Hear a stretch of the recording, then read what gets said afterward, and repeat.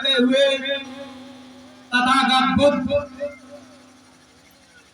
और अपने संतों को नमन करते हुए कबीर साहब, रविदास, ज्योतिबा फूले, नारायण गुरु, रामास्वामी नायकर, ललई सिंह यादव, छत्रपति साहू जी महाराज, बाबा साहब अम्बेडकर साहब, वीरांगना झलकारी बाई, पूजा देवी पासी, अवंती बाई लोधी, अपने सभी वीर वीरांगनाओं, सामाजिक परिवर्तन के महापुरुषों को नमन करते हुए और आज यहाँ पर बैठे पूज्य भंदे जी को वंदन करते हुए और यहाँ पर सभी मंच पर और आगे पीछे और कार्यकर्ता सभी को अभिनंदन।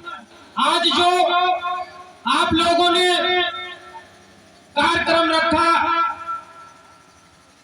झलकारी बाई वीरांगना झलकारी बाई जयंती का कार्यक्रम, यह मेरा परिवार है, ये हमारे पुरखे थे। अब मैं ये क्यों बोल रहा हूं कि आप लोगों से कि आप मेरे परिवार हैं। बहुजन समाज जितना है 6743 जातियों में बटा हुआ, यह सारा एक परिवार इस भारत के इतिहास जब उठाएंगे और पढ़ेंगे तो यहाँ के आप लोग मूल निवासी होंगे और यहाँ के हमारे पुरखे यहाँ के शासन हुआ करते थे। और ये जो पाखंडी इस भारत में आए, इन्होंने पाखंड फैलाकर अपना कब्जा कर रखा है और हमें दलित और अछूत बना के रखा है। इसलिए आज हम कुशवाहा हो गए, आप कोरी हो गए और ये यादव हो गए, लेकिन सब हम एक हैं भाई, और सब एक हैं। क्या उन पाखंडियों को डीएनए मिलता है? आप लोगों को इसके विषय में जानकारी है? डीएनए के विषय में जो इस भारत में इस समय भी कब्जा किए, हजारों वर्षों से कब्जा किए रहे, क्या उनका आज डीएनए मिलता है? नहीं मिलता है। इसलिए हम 6743 जातियां एक हैं। लेकिन हाँ, एक बात जरूर है, मैं एक और बात कहूंगा, यानी कि सात और कोरी, ये बहुत नजदीकी, बहुत लंबा सफर रहा है इनका। ये मेरी बात को समझिए, मैं कुशवाहा लिखता हूँ, इतिहास मैंने पढ़ा है, इसमें मैं अच्छे से अच्छे जो अपने को योग्य ऐतिहासिक समझता है या धर्माचार, मैं तर्क करता हूँ और करने की तैयार हूँ, इंटरनेशनल अंतरराष्ट्रीय स्तर पर। साथियों, तो हमारे पुरखे लगातार साथ रहे, लेकिन बीच में अलग कर दिए गए और बांट दिए गए। और ये ना समझना कि यादव अलग हैं, ये भी अपने हैं।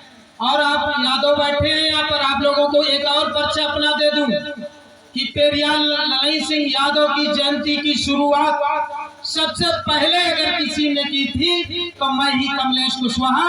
उनके घर पर जहाँ उनका जन्म हुआ था, वहाँ पर 8 लोग ले जाकर के वहाँ की दीपक और उनका ज्योति जलाने का काम सबसे पहले मैंने ही किया था। ये मेरे चैनल में भी पड़ा है। और आज जो पेरियार ललई सिंह यादव का ट्रस्ट बना है, वो मैंने ही बनाया है। जो ब्रजेंद्र यादव जो अगुवाई कर रहे हैं, मैंने ही इसका रजिस्ट्रेशन करवाया है। तो बहुजन महापुरुषों ने जो आंदोलन किए हैं, क्रांति की है, वो बहुत दूरदर्शिता की थी।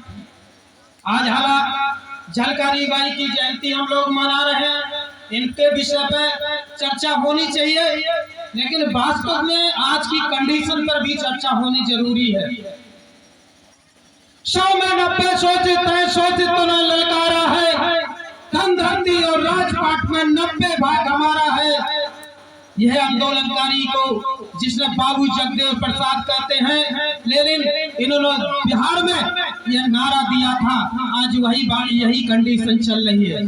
100 में 90 शोषित है, यादव जी, 100 में 90 शोषित है, शोषितों ने ललकारा है, धन धरती और राजपाट में 90 भाग हमारा है। और यही कंडीशन आज चल रही है कि एक विशेष समाज के लोग 90% हिस्सा खा रहे हैं और हम लोगों को आज जो है गुलाम बनाए हैं। इसलिए हमें लोगों को जागना है। इसीलिए महापुरुषों वीर वीरांगनाओं की जयंती की जा रही है। जिससे कि हम लोग जाग सके, जागरूक हो सके। गिरते वही है जो घुड़सवारी करते हैं, गिरते वही है जो घुड़सवारी करते हैं, वो क्या गिरेंगे खाक जो घुटनों के बल चढ़ते हैं। दोस्तों, साथियों, नौयुवक साथियों, खासकर घर में रहकर मरोगे तो मृतक कहलाओगे, घर में रहकर मरोगे तो मृतक कहलाओगे। अपने इतिहास, बहुजन इतिहास के लिए अगर मर मिटोगे तो शहीद या अमर कहलाओगे, शहीद या अमर कहलाओगे। साथियों, अब चर्चा करते हैं वीरांगना झलकारी बाई की। आप लोग इतिहास पढ़ा है, बताया भी जाएगा। मैं इतिहास पर नहीं, थोड़ा ऊपर ऊपर बताना चाहूंगा, बाकी काम की बात करना चाहूंगा। देखिए, झलकारी बाई ने लड़ाई लड़ी 1857 की प्रथम स्वतंत्रता की लड़ाई झलकारी बाई वीरांगना ने लड़ाई लड़ी। हम आपसे यह पूछना चाहते हैं, यह लड़ाई देश की लड़ाई थी या धर्म की लड़ाई थी? वीरांगना झलकारी बाई ने यह जो लड़ाई लड़ी थी, यह धर्म की लड़ाई लड़ी थी या देश के लिए लड़ाई लड़ी थी? बताइए आप लोग। देश के लिए, यहीं से एक प्रश्न बन जाता है। अब आप लोग ये बताइए, यह संविधान दिवस मनाया जा रहा है, तो आप इस समय संविधान बचाने की लड़ाई लड़ेंगे या धर्म बचाने की लड़ाई लड़ेंगे? बताइए क्यों? क्यों बताइए? चलिए मैं बताता हूँ। यहीं से एक प्रश्न बनता है कि वीरांगना झलकारी बाई ने इस देश के लिए अपना बलिदान दिया। आज हम बड़ा खुशी से मना रहे हैं, लेकिन दुख भी है कि हमारी वीरांगना को इतिहास में जगह नहीं दी गई। हमारे वीर योद्धाओं को, सामाजिक परिवर्तन महापुरुषों को, इनको जगह नहीं दी गई। देखिए, आज हम लोग धर्म, वैसे मैं राजनीति की बात नहीं करता हूँ और न राजनीतिक हूँ। मैं आप लोगों को अपना परिचय बता दूं कि मैं कमलेश कुशवाहा पूरे उत्तर प्रदेश में 563 बुद्ध की प्रतिमाएं भी स्थापित करवा रहा हूं और लगातार सामाजिक कार्यों में जा रहा हूं पूरे उत्तर प्रदेश में। किसी भी पार्टी से नहीं जुड़ा, किसी संगठन से नहीं जुड़ा, ना कोई संगठन चलाना चाहता हूँ, ना कोई पार्टी बनाना चाहता हूँ। मैं आप लोगों के लिए वास्तविक समाज की सेवा करना चाहता हूँ। ये मेरा परिचय है और मैं लहरापुर के पास टिड़वा मेरा गांव है। वैसे अभी मैं वहाँ नहीं रहता हूँ क्योंकि मेरे पास समय नहीं होता, तो भ्रमण करता रहता हूँ, आप लोगों को बीच में जाता रहता हूँ। तो हम लोगों को संविधान बचाने की बात अभी हमने कही, लेकिन आज जो कंडीशन इस भारत में है, हम लोगों को जो गुमराह किया जाता है, आप लोगों को पता हो तो वो गुमराह किया जाता है धर्म के चक्कर में, धर्म के चक्कर में कि धर्म बचाना है। और यहाँ भाई बहुत सारे लोग बैठे भी होंगे धर्म बचाने वाले, हमारे अपने लोग। इसलिए दुख की बात है कि हम लोग सिर्फ धर्म बचाने के चक्कर में पड़े हैं, धर्म का मतलब नहीं समझते हैं। और धर्म का मतलब अगर जिस दिन समझ में आ जाए, अच्छा आप हमें एक प्रश्न बता दीजिए। यहाँ बहुत सारे धर्माचार्य बैठे होंगे, मुझे किसी से कोई दिक्कत नहीं होती बोलने में, क्योंकि वास्तविकता है। हम अभी भैया सतीश भैया हमें लेके आए हैं, गाड़ी चला रहे थे 4 व्हीलर, तो हमें दाईं तरफ चलना चाहिए बाईं तरफ? बताएंगे आप? दाईं तरफ चलेंगे ना?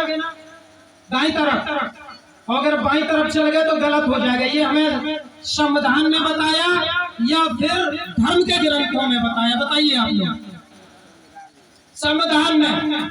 अगर आज हम आपको गाली दे गए, आज हम ये समझिए बहुत काम की बात, अगर हम आपको गाली दे या कोई दूसरा गाली दे, तो आपकी रक्षा या कार्रवाई उसके खिलाफ स्वाभिमान सम्मान आपका कौन बचाएगा? धर्म बचाएगा या संविधान बचाएगा? बताओ बहनों। तो हमें जरूरत पढ़ने की क्या है और जानने की जरूरत क्या है? अगर यहाँ कोई योग्य व्यक्ति बैठा हो जो अपने को धर्माचार्य कहता हो, तो हमें 1 लाख धर्म से बता दे, शोषण के अलावा यहाँ के मूल निवासियों का सिर्फ शोषण हुआ, इसके अलावा कुछ नहीं हुआ। ये धर्म की व्यवस्था है, सिर्फ शोषण। हम लोगों को जातियों में बांटा गया, हम लोगों को भगवानों के चक्कर में फांस दिया गया, देवी देवताओं के चक्कर में फांस दिया गया। तुम देवी देवता पूछते रहो और उनके लड़के और उनके बेटियां IAS PCS की तैयारी करते रहे, तुम कावट होते रहो, उनके लड़के कोचिंग जाते रहे। घंटियां 2 बजती हैं, बाबा साहब अम्बेडकर साहब ने कहा 1 घंटे बजती है, कौन वाली? मंदिर वाली। और 1 घंटी बजती है स्कूल वाली। तो कौन वाली घंटी जाना? ये बाबा साहब के। अब बताइए, आप लोग धर्म की तरफ जाएंगे या संविधान या वास्तविकता को समझेंगे? हमें आप बताइए, आज चांद पर किसने पहुंचाया? धर्म ने पहुंचाया या विज्ञान ने पहुंचाया? बताइए। तो हमें जरूरत अपने बच्चों को क्या है पढ़ाने की? धर्म पढ़ाने की या विज्ञान पढ़ाने की? दोस्तों, ये जो पाखंडी लोग धर्म के चक्कर में शोषण कर रहे हैं, इनके विषय में अच्छे से जानता हूँ। और मैंने इतिहास पढ़ा है, इतिहास के बाद सारे ग्रंथ पढ़े हैं। और आप लोगों को बता दूं, मैं उर्दू भी पढ़ाई की है। अल्लाह को मैंने मस्जिद में ढूंढा है। मैं 2-3 साल गया, ठीक। और हिंदू धर्म में तो कथा कथित पैदा ही हुआ हूँ मैं, ठीक। उसके बाद ईसाई धर्म को भी मैंने अपनाया 2-3 साल, वहाँ भी नहीं मिले यीशु, ठीक। उसके बाद मैंने वो पंजाबी भी पढ़ी, पंजाबी में मैंने गुरुद्वारा भी गया। और कबीर पंथी तो अपना सब में गए हैं। तो मैंने पढ़ा है, अध्ययन किया। मैंने सीधा नहीं चंदन मैं भी लगा के बैठ जाता, लोगों को चूतिया बनाता, क्योंकि मैंने पढ़ लिया था। मैं भी पाखंड फैला लेता, क्योंकि मैंने अध्ययन कर लिया कि ये जो पाखंडी एक बैठे हैं, भविष्य बता रहे हैं ना मध्य प्रदेश में, तो ये हमारे लोगों को चूतिया, हमारे लोग जाते हैं वहाँ। उनका भाई पकड़ा गया, यादव जी, उनका भाई पकड़ा गया और उसको पकड़ के पुलिस ले गई, उसके ऊपर मुकदमा हुआ। उन्होंने अपने भाई का कोई भी भविष्य नहीं बता पाया। पहले से बता देते, भूकंप बता दे पहले से, आतंकवादी आते हैं वो पहले से बता दे। तो इस पाखंड से दूर रहने का सबसे बड़ा मैं अपना अनुभव बता रहा हूँ। जो ये चालाक लोग होते हैं, तो ये सबसे पहले धर्म की व्यवस्था पर, आज आपको बता दें, फिर मैं एक उदाहरण दे देता हूँ। एक जो इस देश के मुखिया, प्रदेश के मुखिया है, उनके विषय में मैं थोड़ा बताना चाहूंगा। मैं बिना नाम लिए बताना चाहूंगा। ये कहा कि मठ के, एक मठ के कौन थे? ये कौन थे? संत वहाँ के मठाधीश थे। और अगर इनको भगवान से ही उद्धार हो जाता, भगवान ही शांति दे देता, भगवान से ही सब कुछ मिल जाता, तो फिर ये आज के दिन वहाँ क्यों बैठे होते, मुख्यमंत्री क्यों बने होते? आप लोग समझिए, हमें लोगों को चुटिया बना के भक्ति में उधर डेंग रहे हैं कि राम राम भक्ति करो, और ये राम के नाम पर वोट लेकर के ओरिजिनल भगवान बने बैठे हैं। तो हमें बताओ, धर्म के नाम पर तुम्हें कितना शोषण किया गया और हम लोग कितना शोषण करवा रहे हैं? ये मेरी बेवकूफी है कि नहीं? बताइए। अब ये जो मुख्यमंत्री बने हैं, संविधान की बदौलत या धर्म की बदौलत? अब ये आपके प्रश्न है हमारा, बताएं।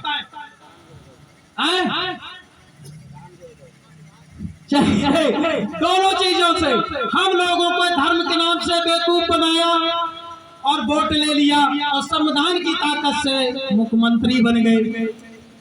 अब 2 चीजें हम लोग प्रयोग नहीं कर पाएंगे, क्योंकि चालाक लोग कर सकते हैं।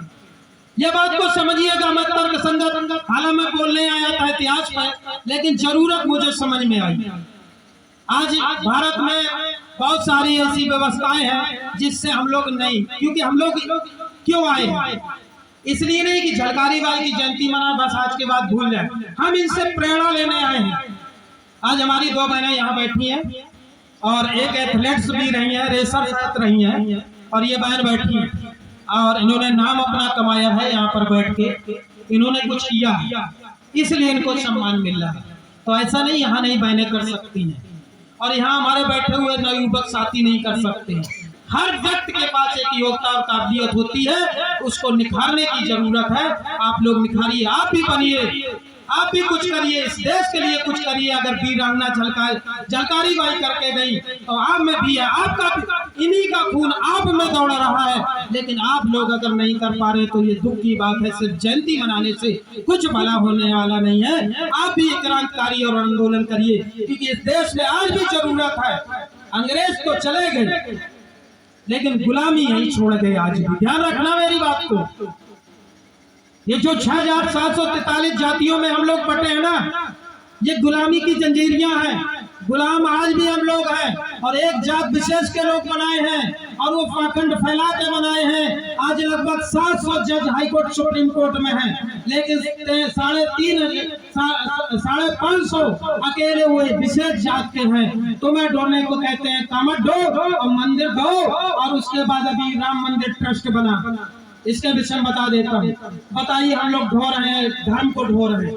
राम मंदिर में एक भी ओबीसी, यानी कि उसमें लगभग 11 से 13 लोग ट्रस्ट में हैं और उसमें घोटाला भी हुआ 19 करोड़ का। एक भी बता दीजिए आप, एक भी व्यक्ति अगर राम मंदिर पर कोई भी ओबीसी कोई ऐसी है भी, उसको दबा के रखा गया एक है मात्र, एक जात विशेष के लोग वहां भी है। ये धंधा नहीं और क्या है बताइए? मैं खुला बोलता हूँ, धंधा है कि नहीं? यानी कि वोट का धंधा और पैसे का धंधा। तो पैसा वाला कौन बनेगा? कौन बनेगा? वो बनेंगे कि हम बनेंगे? तो उन्होंने दिमाग लगा लिया है हम लोग। इसलिए दोस्तों, मैं झलकारी बाई की आज जयंती के विषय में एक थोड़ी सी बात रखते हुए अपनी बात को रखता हूँ। बोलना बहुत है लेकिन समय कम लेते हुए अपनी बात को रखता हूँ कि एक बार झलकारी बाई जब उनके पूरन पति वीर योद्धा पूरन उनके पति जब इनको युद्ध कौशल सिखा रहे थे, तो उस समय उन्होंने गांव का विरोध हुआ कि एक महिला को सख्त बना रहा, बराबर पुरुषों को बना रहा। उस समय कंडीशन थी, और ये किसमें थी? कौन से धर्म में है मालूम है आपको? इसी तथाकथित हिंदू धर्म पाखंड में है। महिला को बराबर नहीं रखा जाएगा। आज भी व्यवस्था है, हालांकि महिलाएं आज बहुत कर रही हैं, कुछ चांद पे पहुंच रही हैं, सब कुछ कर रही हैं, लेकिन एक हिंदू धर्म में जिसको ढो रही है हमारी माताएं बहनें, ढो धरे खोपड़ी पिलाते रहती हैं, उसी में इनकी इज्जत और सम्मान नहीं। ये संविधान है तो इसलिए आज मिल भी गया, नहीं तो बड़ी दशा दैनी थी इनकी। उनकी कहानी थोड़ी सुनाऊंगा अभी नागली के विषय में, क्या दशा थी।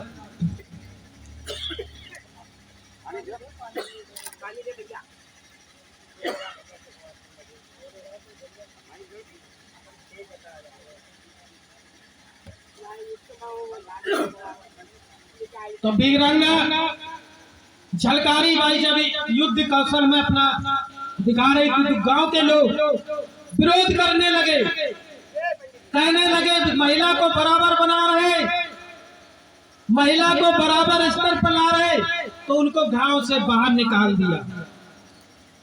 गांव से जब बाहर निकाल दिया तो वो गांव के बाहर रहने लगे और जंगल में अपना जो भी युद्ध कला थी वो सीखती थी।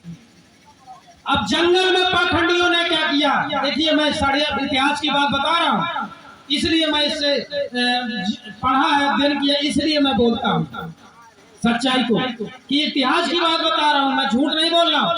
वहां पाखंडियों ने क्या किया? एक गाय को मार दिया। जब वो तीर बाण सीख रही थी तो वो पहाड़ी पे सीखती थी, जंगल में। तो अब वो दिखता तो है नहीं, वहां जंगल है, तो वो जंगल में सीख रही थी। तो उनको लगा, तो उन्होंने दूसरे लोगों ने कहा किया कि छिपके से पाखंडियों ने गाय मार दी और कह दिया गौ हत्या। किसने मारी? झलकारी वाली, जो तुम्हारे पुरखों के साथ भी अभी अभी हुआ। पुराना तो छोड़ दीजिए, अभी तो चारपाई से अब उठने लगे हो, नहीं तो अगर गद्दा निकलना है तो चारपाई से अभी अभी उठना पड़ता था। ये सच्चाई है और ये पाखंडियों ने कर रखा है यहाँ। तो वो जो झलकारी बाई जब वहां पर युद्ध कला सीख रही थी, तो पाखंडियों ने क्या किया कि वहां पर एक गाय मार दी और अफवाह फैला दी कि झलकारी बाई ने गाय मार दी, यानी कि गौ हत्या लगेगी।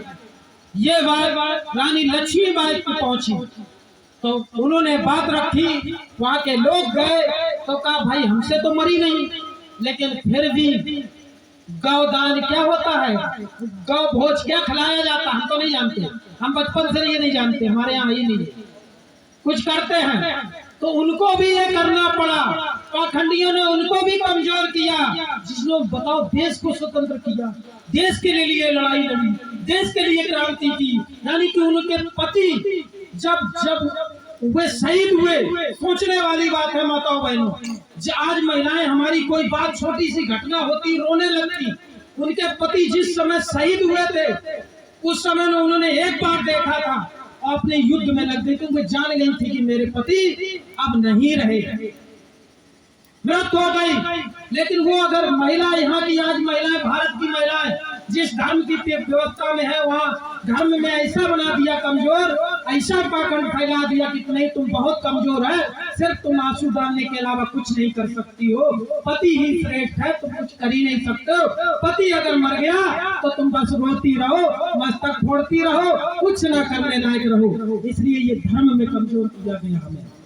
तो हम वीरांगना झलकारी बाई ने जब देखा कि मेरे पति नहीं रहे तो उन्होंने और तेज युद्ध शुरू किया और लड़ाई तेजी से शुरू की थी। उन्होंने ध्यान रखना और लगातार लड़ाई लड़ी और अंग्रेजों को यहाँ से भागना पड़ा। ये वीरांगना झलकारी बाई की इतिहास है दोस्तों। इसलिए हम लोगों को यहाँ से प्रेरणा लेनी है।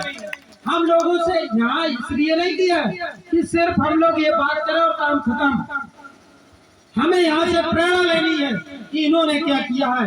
महिलाओं को लिए थोड़ी सी बात बताता हूँ, बीच में आ गई थी। माताओं बहनों, एक नांगली नाम की महिला थी, नांगली नाम की, वो केरल की थी। ये ऐतिहासिक बातें हैं। ये पाखंडवादी लोग जिनकी तो